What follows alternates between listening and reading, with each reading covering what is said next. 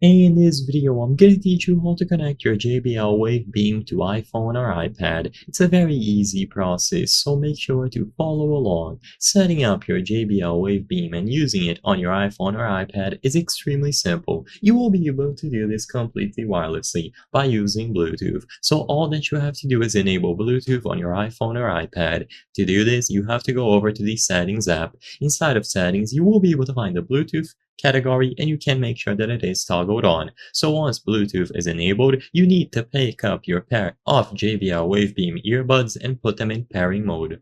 To do this, take them out of the charging case and immediately upon taking them out, they should automatically enter pairing mode. You will see the LED indicator flashing blue and white. If they don't go into pairing mode, all that you have to do is put them back into the charging case, close the lid, give it a second, and then you can open them back again and take them out. This time, the LED indicator should be flashing. Make sure that there is no plastic film between the contacts on the case or the earbuds themselves. Now, if you look at the list of available devices on your iPhone or iPad, you will be able to find the JBL Wave Beam. Just tap on it on the list of devices and you will be able to have them connected. Now, all of the audio coming through on your iPhone or iPad is going to be output through the JBL Wave Beam earbuds, and you will be able to use them wirelessly.